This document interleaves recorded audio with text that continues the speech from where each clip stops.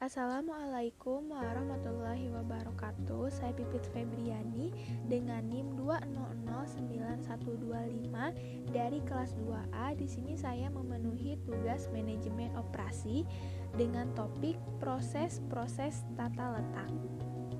Yang pertama ada tata letak berdasar produk. Memproduksi satu macam produk atau kelompok produk dalam jumlah yang besar dan waktu produksi yang lama, dan fasilitas produksi diatur menurut prinsip machine after machine.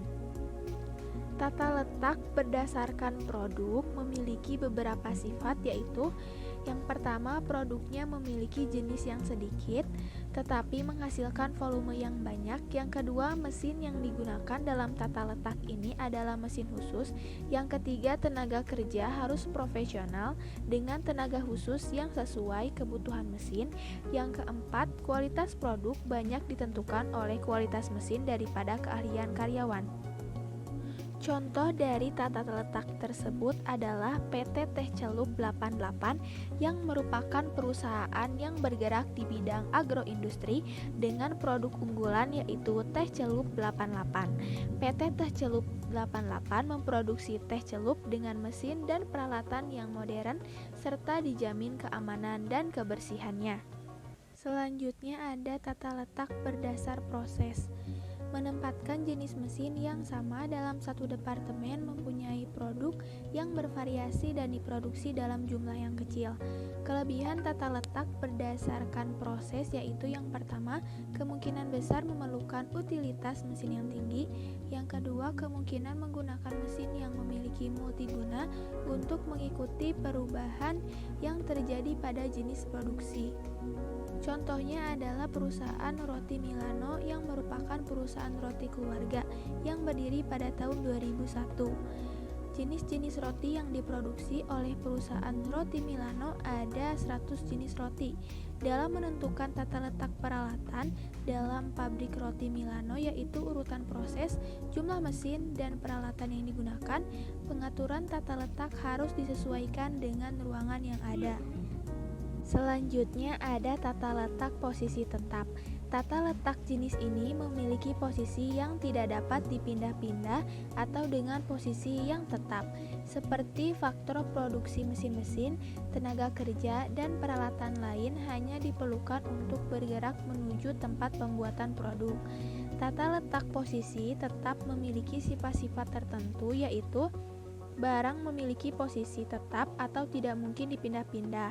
Barang ini merupakan barang yang dikerjakan. Biasanya volume pekerjaannya besar.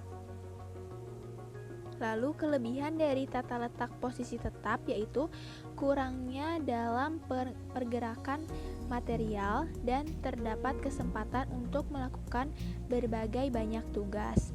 Contoh penerapannya yaitu ruang operasi, jadi pasien tetap diam di meja serta personel medis dan peralatan dibawa ke lokasi. Yang kedua, sebuah rumah yang dibangun dengan tata letak posisi tetap akan dikerjakan di tempat dengan peralatan, bahan, dan pekerja yang dibawa ke lokasi. Selanjutnya ada tata letak grup teknologi.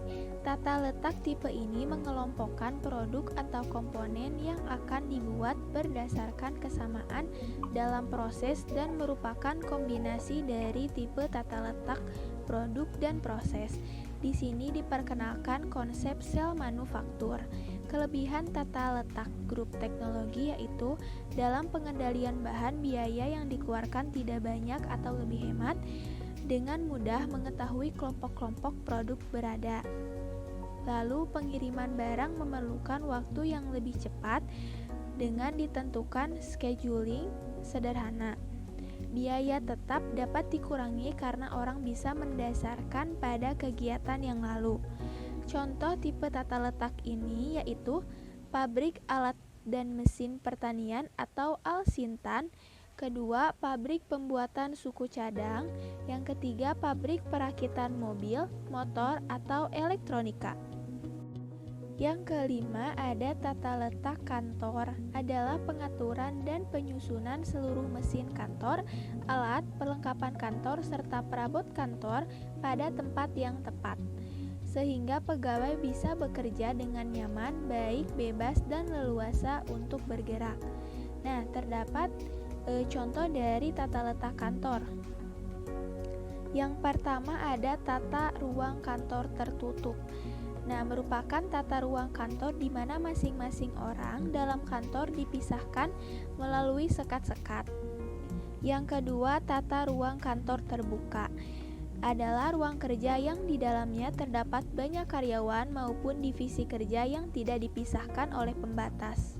Yang ketiga, tata ruang kantor berpanorama adalah ruang kerja yang dihiasi oleh berbagai elemen hias untuk mempercantik ruangan kantor. Dan yang keempat, tata ruang kantor gabungan adalah ruang kantor yang terdiri dari gabungan antara beberapa bentuk ruang kantor tertutup, ruang kantor terbuka, dan ruang kantor berhias. Yang terakhir ada kombinasi atau mix tata letak. Penyusunan pabrik tipe ini adalah berdasarkan pada penggabungan dari proses tata letak, yaitu penyusunan tata letak pabrik menurut pengerjaan komponen benda kerja di mana mesin-mesin atau peralatan-peralatan disusun berdasarkan urutan pengerjaan komponen tertentu. Contoh dari kombinasi atau mix tata letak yaitu gudang. Sekian pemaparan dari saya. Wassalamualaikum warahmatullahi wabarakatuh.